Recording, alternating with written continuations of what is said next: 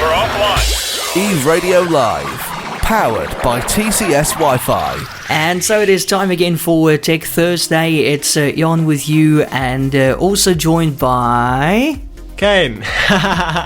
And the nice thing today is you will obviously hear in the sound quality that he's not far away on a phone or some kind of connection or Zoom or whatever.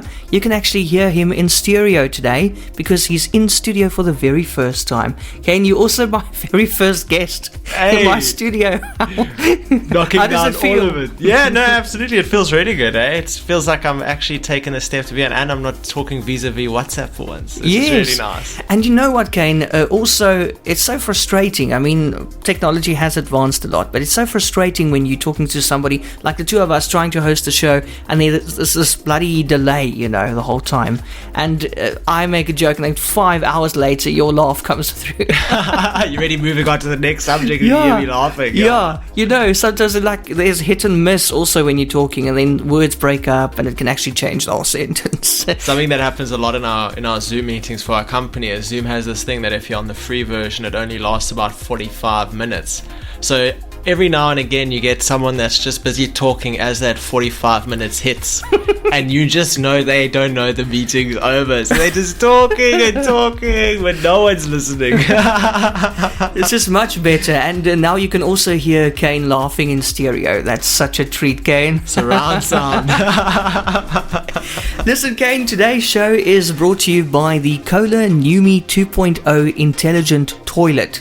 Now, most homes that you know in the United States only have one toilet, but few have one like this. It was launched in 2019. The Kohler Numi 2.0 intelligent toilet is unlike any other model on the market today. For starters, it has, wait for it, built-in Amazon Alexa voice controls that allows you to check the news, find out the weather, or order groceries while sitting on the throne. Isn't that fantastic? I never thought I'd once sit down on the throne and start a conversation with a computer. Yes, that's pretty, you know, I don't know what people are doing on their phones. I'm probably doing what we just mentioned on their phones while they are busy in the bathroom.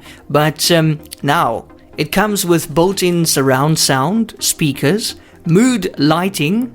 Oh, no, man. Come on, how long are you sitting there? And also a heated seat, and then also a little fountain function for afterwards with cleaning facilities, a dryer and automatic lid opening, closing and flushing. It is selling at around $7,000. So this futuristic toilet doesn't come cheap. It's a very expensive loo. It's basically a hair salon for your bathroom. So yes, that's the Kohler Numi 2.0 nogal, 2.0 intelligent toilet. So we've got smart TVs, we've got smartphones, now we've got smart toilets as well. What's next? What do you think is going to be next? Is there anything that can be next? Smart dustbins. They open before you throw something in. When are we getting smart people? Yeah, that's last. That's last. It's like they leave that for the very last. Anyway, Kaine, what have you got for us today? Right, so we're picking up right from where we've left off. Actually, we've spoken about it quite a few times. We're back on the Bitcoin train, and this time South African firms are starting to invest their cash in Bitcoin. Now, I don't know if you remember, we recently spoke about Tesla. Yes. Buying a bit of Bitcoin. Yeah. And that's very interesting because a lot of people have mixed feelings about that move to purchase Bitcoin. But the reality of the situation is, if it is a good move and the growth of Bitcoin continues on its current trajectory, it will definitely be in the history books. And I think that's where some South African firms are kind of thinking, oh wait, you know, if Elon Musk can do it and he's South African, we should think about doing it. Yeah, so everybody's getting on that train now. Yeah, and really, I think I was reading about it, and a guy from Bitfund by the name of Dean Joffe, he said about 7 or 8 South African firms have come to him asking about buying cryptocurrency, and it is a very good idea. And I was actually around before institutional and company started looking at investing in it, and you would never actually, I wouldn't necessarily have thought it would be an idea to put your company's earnings into Bitcoin. But you know, we're looking at 5x gains over the last year, and imagine what you made from your company. You made 5 times that. And it's a very interesting proposition, and that's really, I guess, what's so attractive to these South African companies. It's just that proposition, and either you're in it or you're out it, and I guess some are going. Kaine, the next story is interesting. Netflix. We all know what Netflix is. They are actually clamping down on users now who are using their parents' or whoever's passwords to log in and watch. So they want you to have your own subscription. They are encouraging non-paying viewers to buy a subscription by displaying a message on screen each time a viewer watches a show on a smart TV. So what they're saying is, get your own Netflix. Stop using your parents or whatever. Isn't that kind of odd? Aren't they making enough money? And also, why, if I pay Netflix, why can't I share it? I mean, some accounts allow you 2 streams at the same time? Absolutely, and it's an interesting question because Netflix has this functionality called profiles, and they basically enable you to have your own profiles. No, man. And now they're going around and saying, sure, you know what? If every profile paid us, we would make 5 times the money. And I guess that's what they're trying to do. I would just stop paying my subscription, quite frankly, if I saw that message. It's saying they want to clamp down on pirate viewers, but I mean, if I gave you permission to use my profile and log in and watch Netflix, you're not a pirate user. Exactly, and companies like this have these out-of-the-ordinary methods to try and gain, paying customers. And I hate it. I don't advocate it at all. For Spotify especially, they have this... my friends and I, we call her Gwendolyn. And when you're listening to music, some chick just comes on and ruins your whole vibe. Yeah. And she's supposed to ruin your whole vibe and be annoying, and that's why you go and purchase it. So I say to my friends, I will listen to Gwendolyn till the end of time if it means Spotify doesn't see that works, Not paying. Never pay your Netflix subscription if that's how you're prompted. If you see that prompt, ignore it, because they'll try something else. Have you noticed with Spotify, that chick's voice is just much louder and sharper than the music? And she's so annoying, you're listening, 3 songs, okay, that's cool. Now there's a silence. Okay, now it doesn't sound good. And then Gwendolyn pops up with a message. Sometimes she's got a boyfriend talking there as well. It is quite annoying. There's Gwendolyn, and she sounds like she's European, and then there's Stephanie, and she's like... Are those your names that you gave? That's straight up from the book, the names we've given these. Because they're very, very frustrating to try and listen to. Imagine trying to run a 10K and you're at the end of it, and then you get this thing. You've probably never heard of an Ajax tape. Yes, but you know what the worst is? The worst of it is that you cannot fast forward it or skip it. You can't do anything. You have to listen to what she's saying till she is done, and then you can skip it.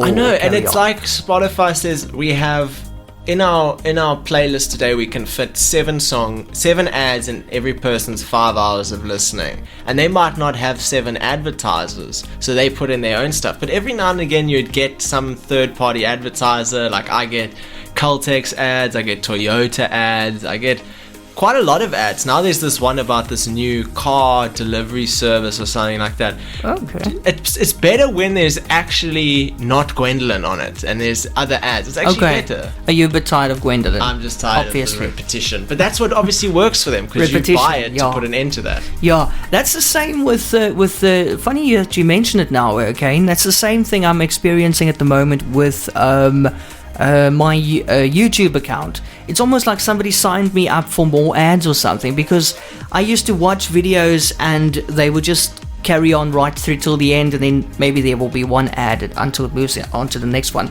Nowadays I'm being bombarded by ads every 5 minutes. In the video, it literally stops the video in the middle of the video, it plays the ad, and it carries on. Sometimes I get 2 ads in a row. What are they trying to do? Is it normal? Do you want to hear some bad news? They want me to pay, right? No, not at all. that decision for how many ads are in a particular YouTube video or where those ads appear are actually up to the discretion of the creator.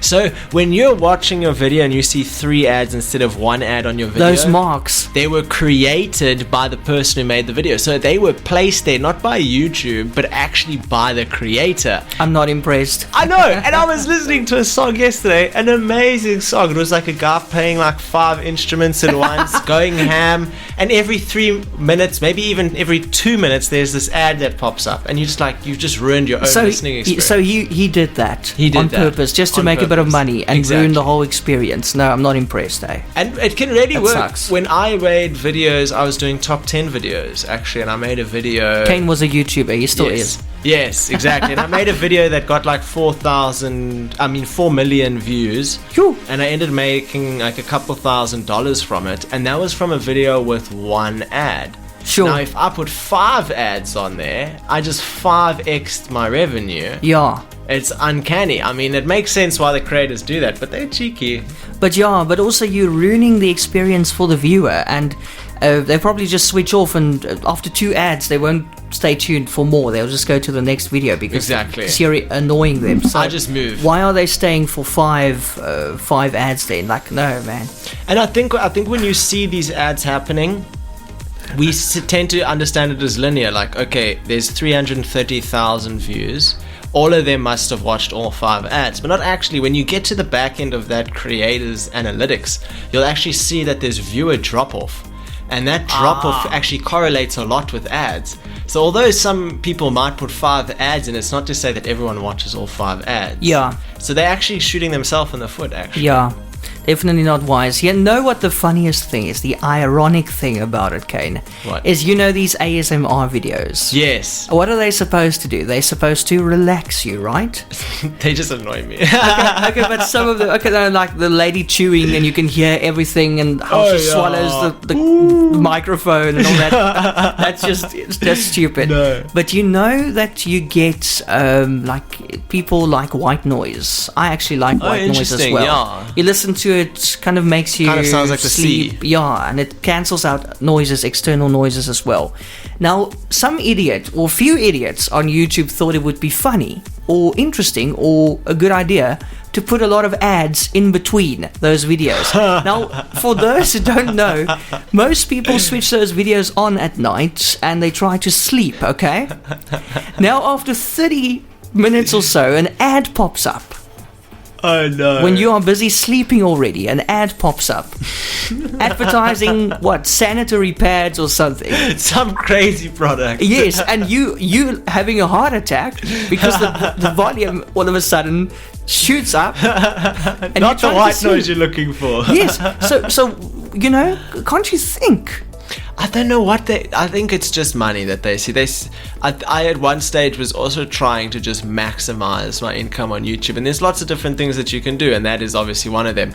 But one thing that solves all problems, as much as I shouldn't advise it, like ad blockers. Ad blockers just take out the hassle of ads. Like, especially for South Africa, now there's no excuse. Now we shouldn't be lazy and use ad blockers. We should buy a YouTube Premium subscription. But not everyone's going to do that. But back in the day, there was no YouTube Red Premium subscription. Yeah. So traditionally, when you're using something that's free to use, you have an opportunity to buy a subscription and therefore, bypass ads and have a better viewing experience. But for YouTube, it was very much, for South Africans, it was very much the sense that you got all these ads, but there was no way to pay a flat fee and absolve of the ads. So ad blockers made sense. Yeah. But if you're a person on a budget, you're below the age of like 21, you should probably just install an ad blocker. Otherwise, buy a YouTube Red subscription. It's only like 30 Rand, and you get to minimize YouTube and listen to music. Yeah, that's the one problem I'm having as well. But I'm just thinking of the logic behind somebody putting up a video for relaxation purposes,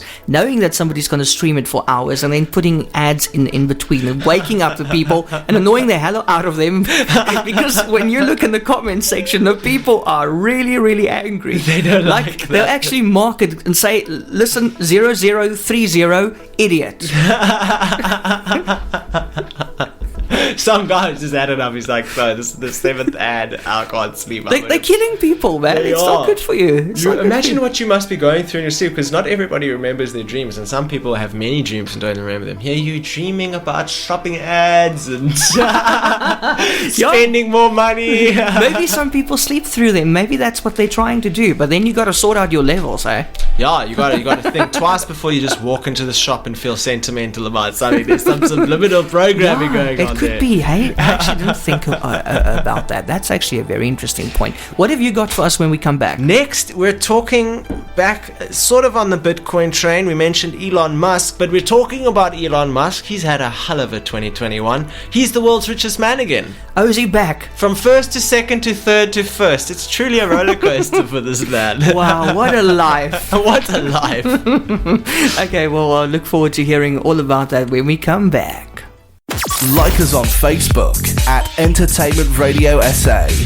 Tech Thursday is back, and Kaine is going to tell us all about his next story. Kaine, what you got? Elon Musk. Yeah, so Elon Musk is back on the I'm the richest man in the world train again, and he is now the richest man in the world. And again. He has a net worth of about $182 billion, which is about 2.7 trillion rand.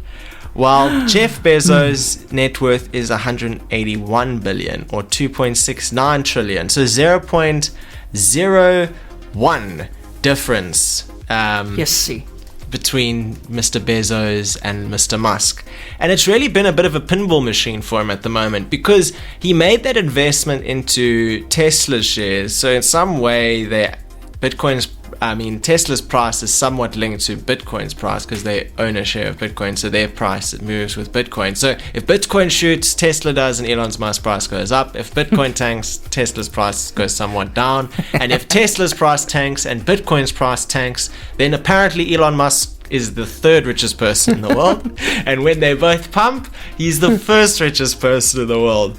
I mean, it also says both CEOs have seen their wealth explode as shares of Amazon and Tesla have surged upward lately. You know, here's an interesting question. I wonder how many youths have any shares in Tesla or in Amazon. And here's something very interesting that we can talk about next week, something to come back for. Someone has actually created an app that every time you spend somewhere, you have the opportunity to choose whether or not you buy shares in their business. Ooh. And it gives you the price of the cheapest share, and you can basically say yes or no. That's nice. So you might be going to KFC and you scheme, okay, look, I'm going to grab myself a Young Crunch burger and about 300 rands worth of KFC shares. Okay, but will you still donate 5 rand to the children's home?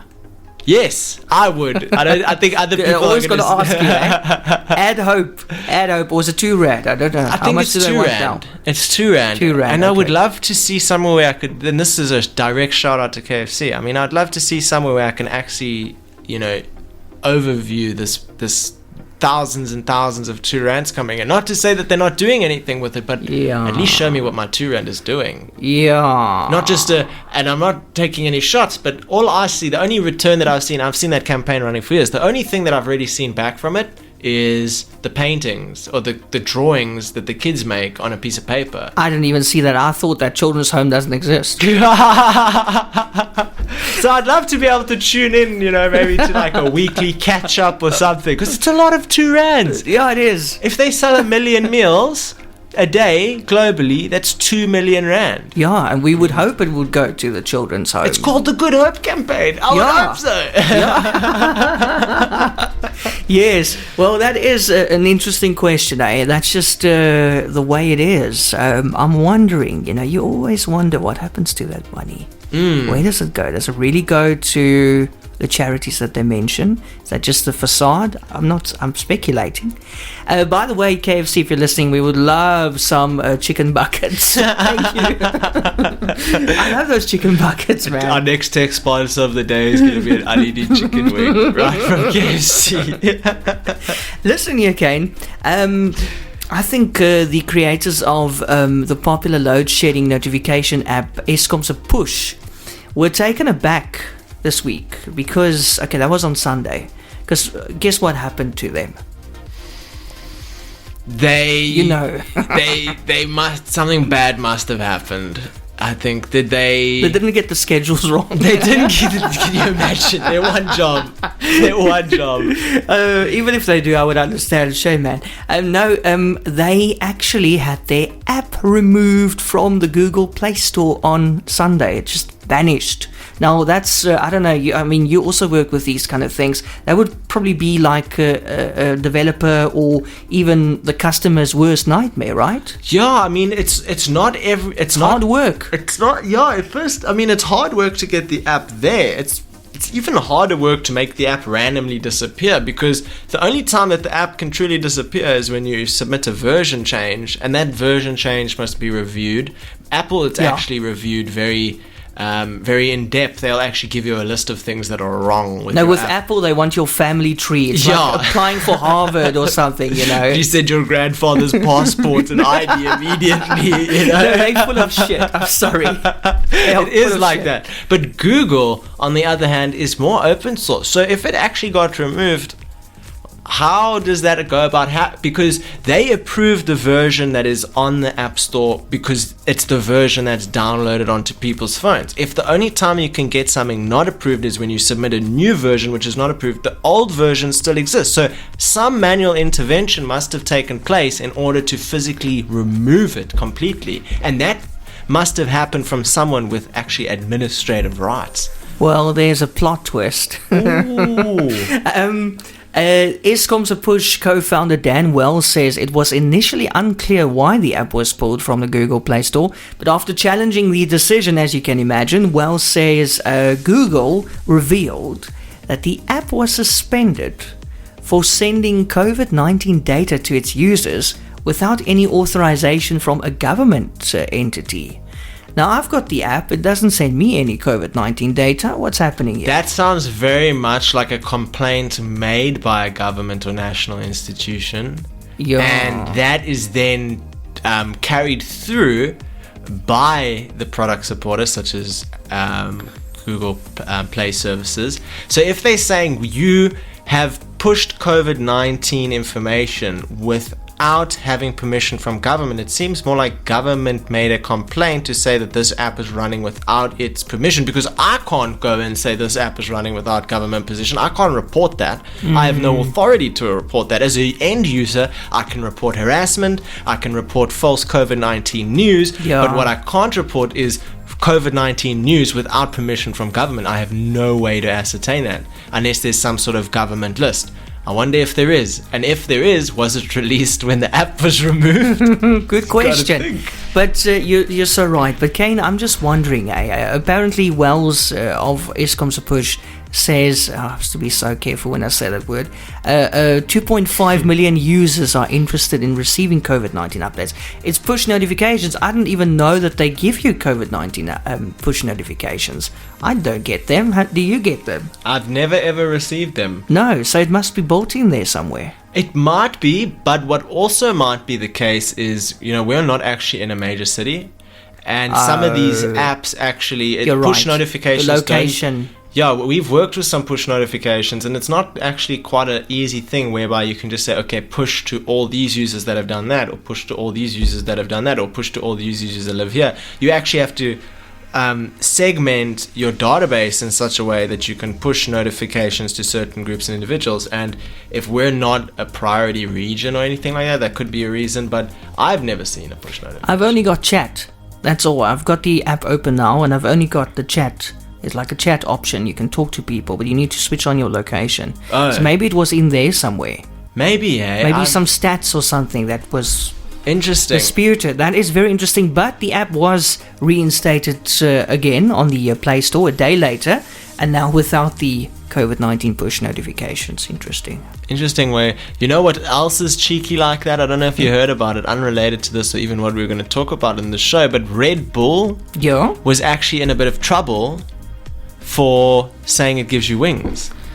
Because you don't have wings. Yeah, because you don't have wings, it doesn't give you wings. No, well, and it probably feels like it. Yeah, and they got in a bit of trouble for that. And I remember seeing a YouTube ad, and I said to my friend, I was like, "Shh, be quiet for a second. Come look over here. I just see a Red Bull ad. I want to see how they dealt with this lawsuit because it's an ad right then and there. It must be approved. Wings with 2 eyes. Red Bull gives you wings with 2 eyes. Brilliant. Clap It's like a Nando's ad. They're always brilliantly executed. Yeah, so that's how they solved it. It doesn't give you wings anymore. It gives you wings. Maybe chicken. Wow, that's such a good. That really is I mean, it's so easy to think of, but. Some guy was sitting there and he was like, what are we going to do? What are we going to do? What does Red Bull give you? Does it give you sports ability? Wait a minute. We can just change the way the word is spelled.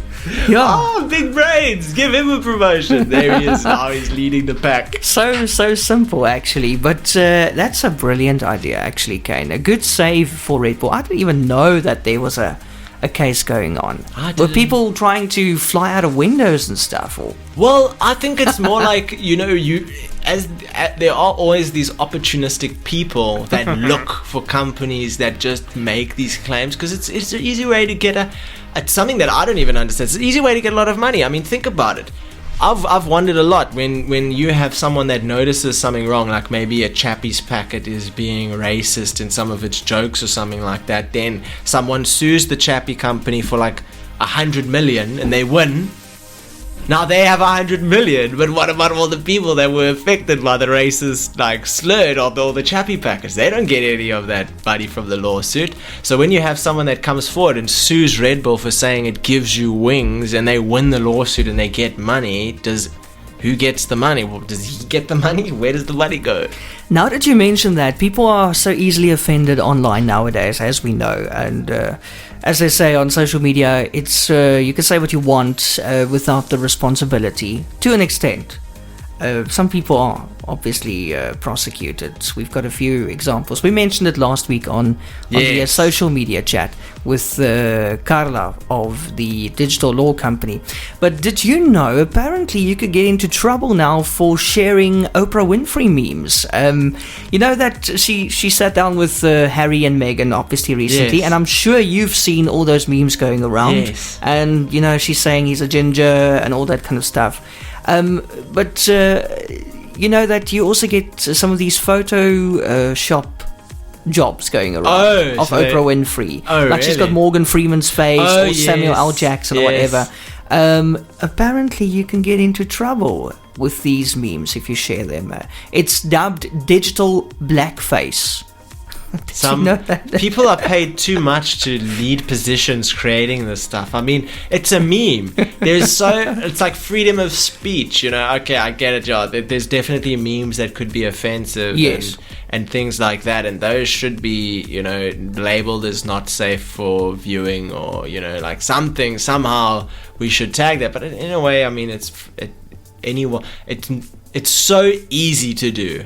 Like someone could create a meme in a good way, or someone can create a meme in a bad way. They're both created the same way, and it's both very easy to do, and there's thousands of applications that all allow you to do it in the good way.